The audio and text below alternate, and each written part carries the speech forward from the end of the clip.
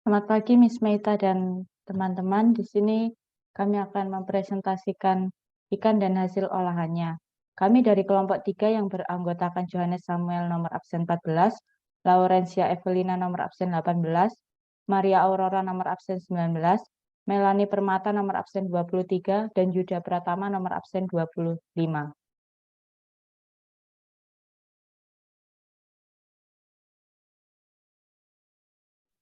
Selanjutnya ada pengertian dan bagian dalam ikan. Ikan adalah sekelompok vertebrata poikilotermik yang hidup di air yang menggunakan insang dan juga bagian dalamnya yang mengandung protein dan vitamin. Bagian dalam ikan terdapat ada 3. Yang pertama ada kepala, badan, dan ekor. Selanjutnya ada bagian inti dalam bagian kepala. Yang pertama ada ostril, otak, tali spinal, dan potongan operculum. Next.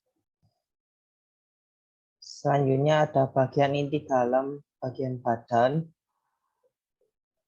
Yang pertama ada ginjal, insang, yang ketiga ada jantung, yang keempat ada hati, yang kelima ada usus, yang keenam lambung, yang ketujuh gelembung renang, yang kedelapan ada gonad, yang kesembilan ada kantung kemih, dan yang kesepuluh ada anus.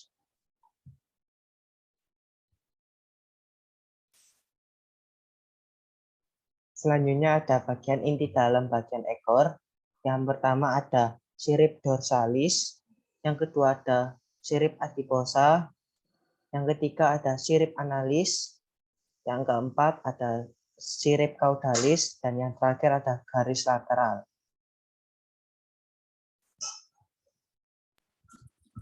Jenis ikan menurut tempat hidupnya digolongkan menjadi 2, yaitu ikan air tawar dan ikan air laut atau ikan air asin.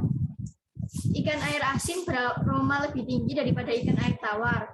Ikan yang memiliki kandungan lemak yang lebih tinggi memiliki aroma yang lebih dibandingkan dengan ikan yang memiliki kandungan lemak rendah. Struktur duri yang dimiliki ikan laut cenderung lebih keras dan kuat. Duri pada ikan tawar biasanya lebih kecil dan tidak sebesar ikan laut. Sementara dari segi rasa, banyak yang menganggap bahwa ikan-ikan dari laut punya cita rasa alami yang lebih gurih ketimbang ikan-ikan dari air tawar. Penggolongan ikan berdasarkan bentuk badannya terbagi menjadi 2. Yang pertama flatfish. Flatfish bertubuh agak gepeng atau pipih. Ikan-ikan yang bertubuh pipih pada umumnya hidup di dekat dasar laut, berenang dengan tubuh horizontal, kedua matanya berada pada salah satu sisi atau sisi yang sama. Tubuhnya menghadap ke atas mempunyai warna lebih gelap daripada tubuh yang menghadap ke bawah.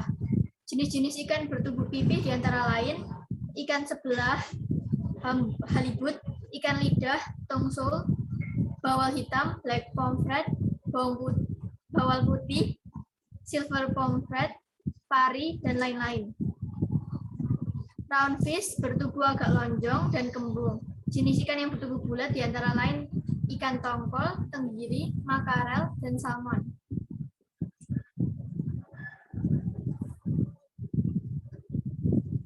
Kandungan dalam ikan dan manfaatnya.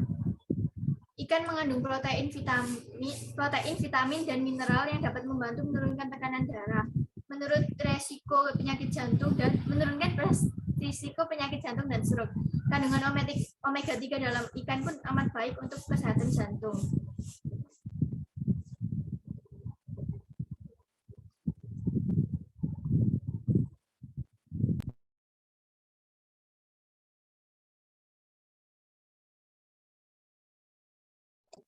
Perbedaan ikan segar dan ikan busuk. 1. Struktur daging ikan. Struktur daging ikan pada ikan yang segar memiliki kekenyalan yang bagus. Strukturnya jika ditekan akan membal atau makin kenyal. Berbeda dengan ikan yang busuk, ketika dagingnya ditekan tidak akan kembali ke posisi awal. Yang kedua ada bagian insang. Insang ikan yang segar memiliki warna merah khas daging. Berbeda dengan ikan yang tidak segar atau busuk. Dagingnya lebih cenderung kehitaman atau justru pucat. Yang ketiga, Sisi ikan. Sisi ikan pada ikan yang segar menempel kuat dan masih terlihat bagus. Warnanya juga masih mengkilat, tidak kotor atau pucat. Berbeda dengan ikan yang busuk. Sisiknya sudah banyak terlepas dan warnanya sudah tidak seperti ikan segar. Keempat, bagian mata. Mata pada ikan yang segar akan terlihat lebih jernih dan terang dengan warna hitam jelas di tengah mata. Strukturnya lebih menonjol atau cembung. Berbeda dengan ikan yang busuk, matanya berwarna lebih pucat dan jika diraba teksturnya sudah tidak cembung lagi. Kelima, cium bau ikan.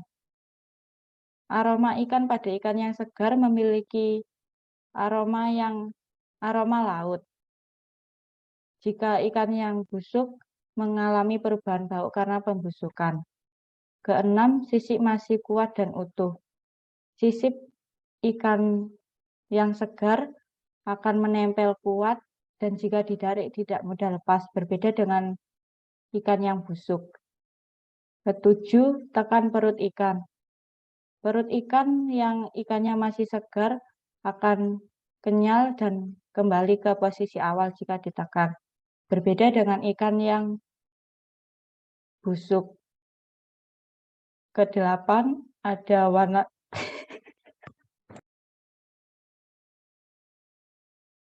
Kedelapan, ada warna ikan. Ikan pada ikan segar akan terlihat lebih jernih dan tidak kotor, berbeda dengan ikan yang busuk. Penanganan ikan dalam memasak ikan yang segar. Agar ikan tetap sehat dan bersih sebelum memasak, ikutilah langkah-langkah berikut ini. 1. Cuci bersih ikan dengan air dingin. 2. Bersihkan sisip dan potong bagian ekor ikan, belah bagian perut dan keluarkan semua isi perut. Ketiga, lakukan dengan hati-hati agar empedu ikan tidak mudah pecah di dalam. 4. Cuci ikan di dalam air mengalir dan bersihkan pula bagian insangnya. 5. Siram air dengan cuka atau air perasan jeruk nipis, diamkan sebentar dan bilas kembali. 6. Tiriskan ikan dan simpan di dalam plastik yang tertutup rapat sebelum dimasukkan ke dalam freezer.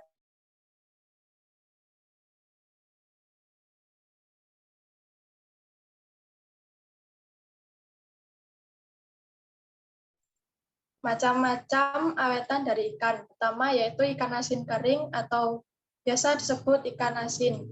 Ikan yang diawetkan dengan diasinkan atau diberi garam dalam jumlah yang banyak, kemudian dikeringkan untuk meningkatkan keawetannya. Hampir semua jenis ikan, bahkan seafood seperti cumi dan udang dapat diasinkan, baik ikan laut maupun ikan yang tawar.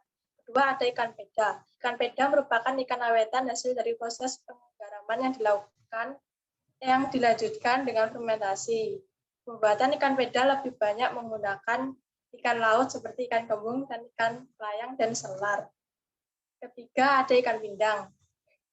Ikan pindang mengalami proses penggaraman dan perebusan. Kadang-kadang saat merebus ditambahkan bumbu lain, semisalnya kunyit agar warnanya lebih menarik. Lalu ada ikan asap. Ikan asap merupakan ikan yang diasapi hingga kadar airnya berkurang atau hampir kering.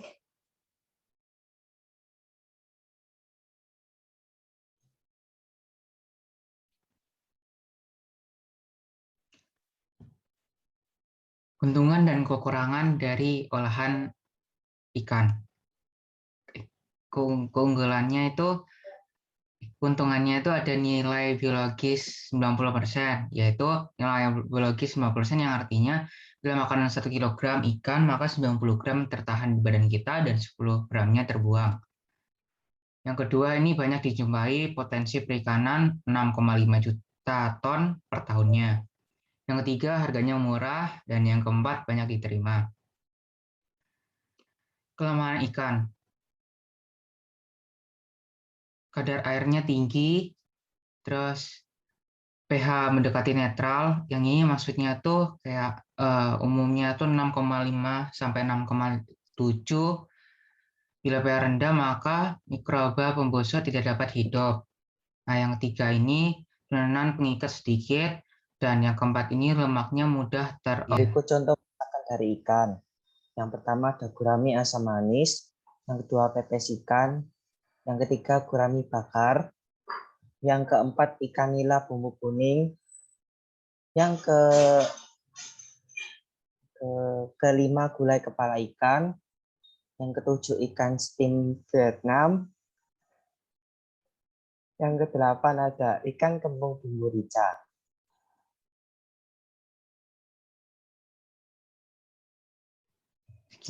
Sekian dari kelompok kami, terima kasih. Wajah Yuda, bagus ngangkat.